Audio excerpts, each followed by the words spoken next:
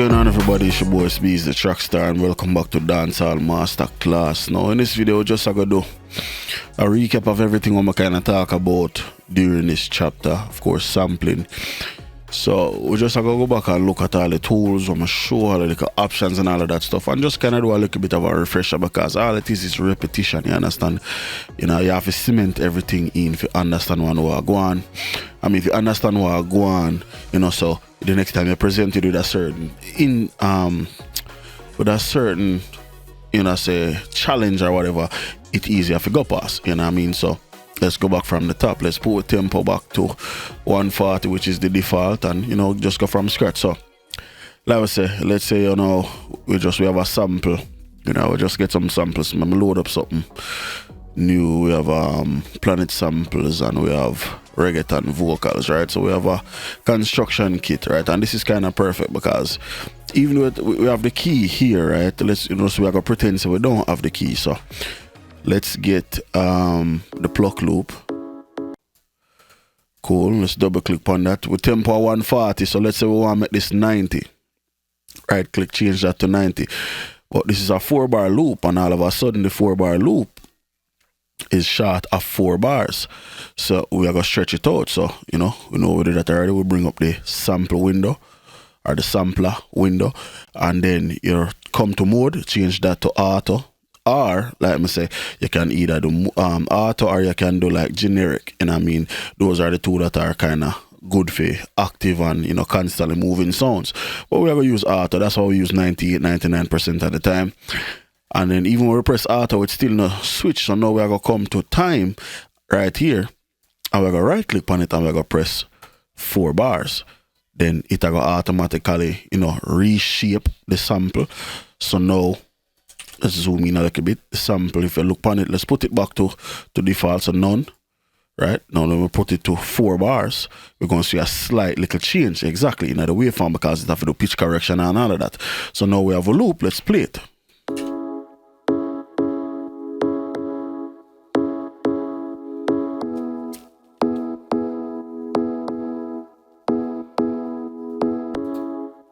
Cool. So we have a loop. You understand?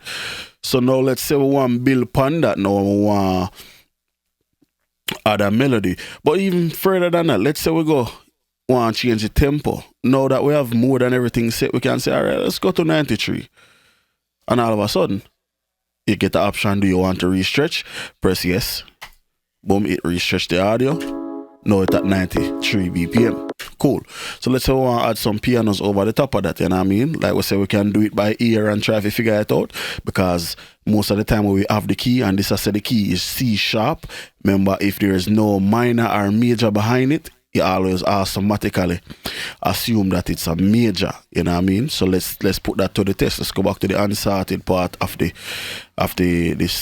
step sequencer. And yes, you have 3 different modes, and if we did have automation, you would have seen another mode. So you have all, audio, unstarted. If we did have automation, it would be up there. Just to show exactly what we are talking about, right click, create automation clip. Now we have automation as an option on the step sequencer, but we want to stay to unstarted, right? So let's go to the MIDI folder and let's drag in the major scale for C sharp. Cool. So now we want to start to build out the melody, right? Now we have a couple of ways. We can do it by ear, of course, you understand, and try and figure it out. That's the long way. Or, I'm going to talk about, we can just run it through key detection software such as Auto Key or the Hornet Song Key, right? So let's bring those up.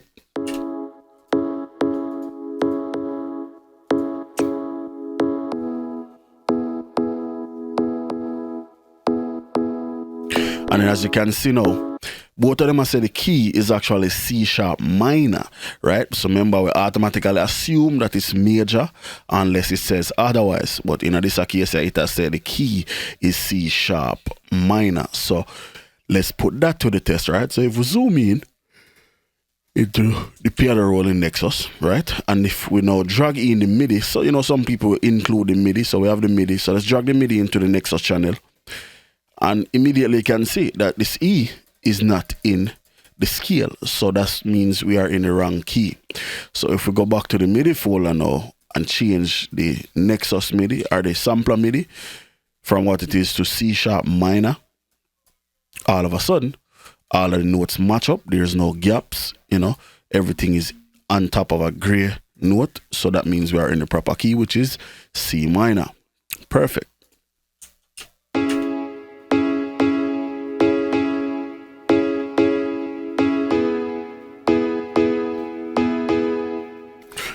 You understand? So everything lines up perfectly, right? So let's go to reconstructing the chords, right? Using the Hornet song key. So Hornet is saying that C sharp minor is the first chord. So let's go C sharp. Bruh. There we go. So C sharp and minor, which would be C, E, and G sharp. Well, C sharp, E sharp. No, C sharp, E, and G sharp. Let's turn off this option here.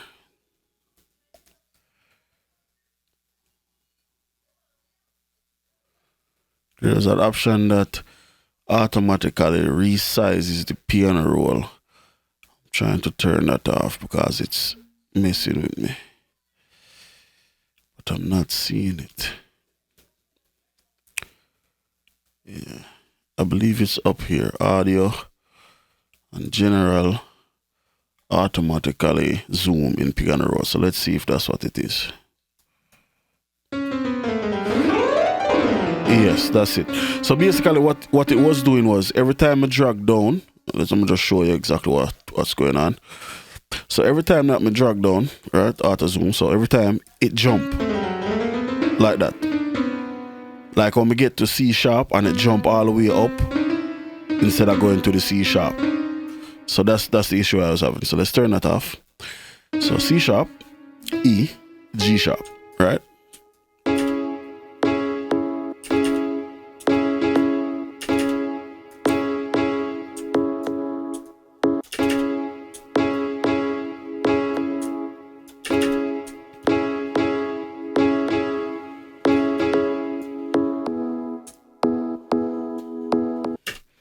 Cool, so this is saying E major. So we have to look, where is the next E? C, D, E, here. Cool, major, here. But remember, when we looked at the waveform, it wasn't showing it like that. It was showing it like this, which is an inversion like we talk about. You understand what I say? And the reason why it's inverted, who knows? Maybe them just like how it sound that way. And that's not to say that it wouldn't sound good like this, because it's the same exact thing.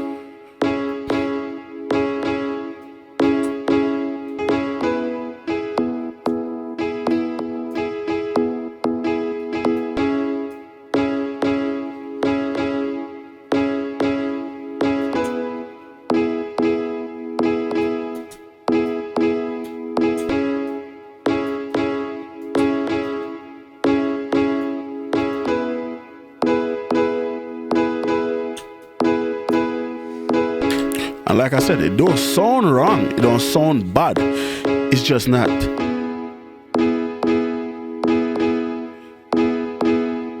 You understand? I'm kind of happy say we come across that MIDI, because like we said in the video a couple of videos ago, inversions are a part of the music. Sometimes a chord might sound good with one note inverted, sometimes it might not.